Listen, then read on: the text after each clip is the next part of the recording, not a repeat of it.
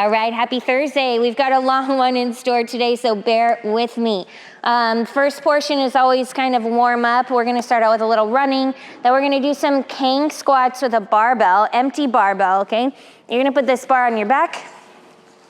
The khang squat starts with a good morning. Our feet are in our squat stance. Push your butt way back. Once you get to that parallel to the ground position, you're gonna drop the hips down to the bottom of the squat. The hips come back up, and then you stand up. So it's like a good morning, a squat, a good morning to finish it out, all right? Feel free to use a training bar or a PVC pipe if you're new to these and you need to just feel it out a little bit. But don't go heavier than the empty bar, it's fine.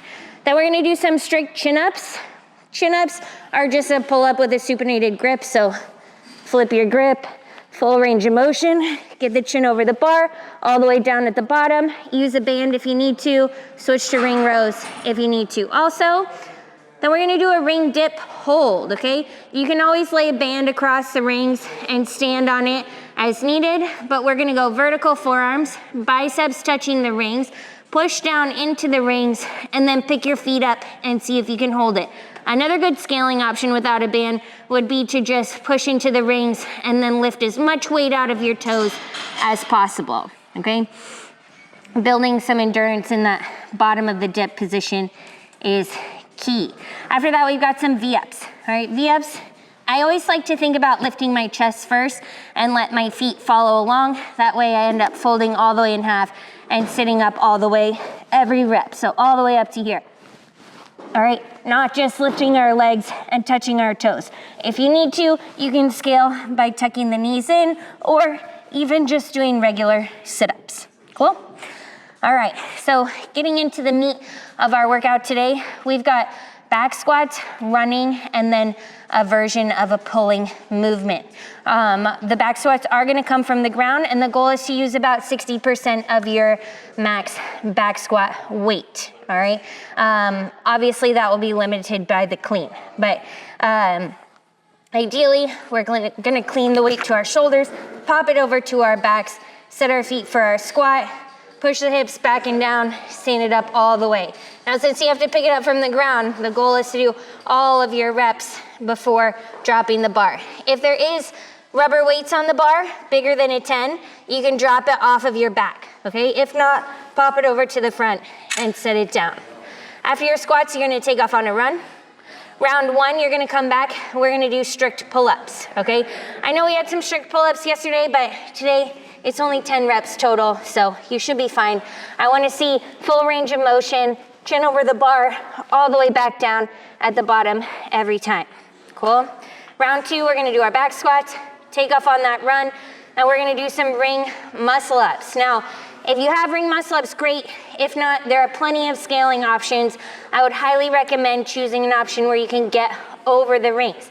But let's just take a look at what the kipping ring muscle up looks like, and then I'll take you guys through at least one progression, okay? So you're gonna jump up, we're gonna get a nice swing into our arch position as the toes come forward. You wanna throw your chest up to the ceiling, throw the rings down into that bottom of the dip position that we practice, and then press out at the top.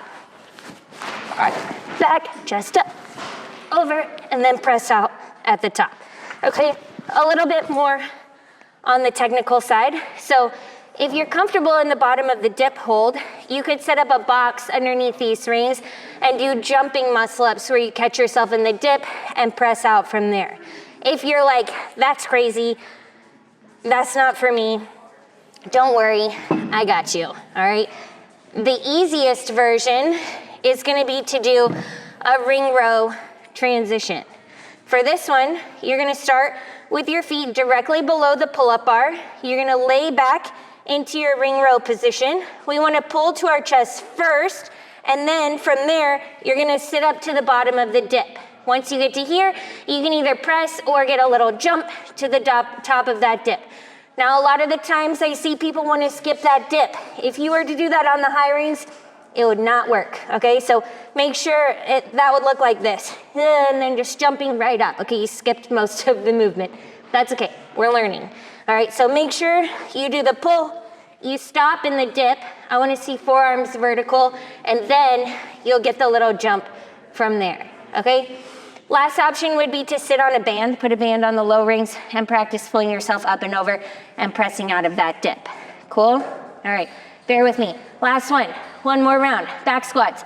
Take off on your run. We're gonna finish it off with some legless rope climbs. Now, I've been super impressed with you guys going for the legless rope climbs lately. You can always just climb as high as you can. If you need to, you can use your feet the rest of the way up, or use your feet, work the negative on the way down, and you can always scale to rope lowers as needed.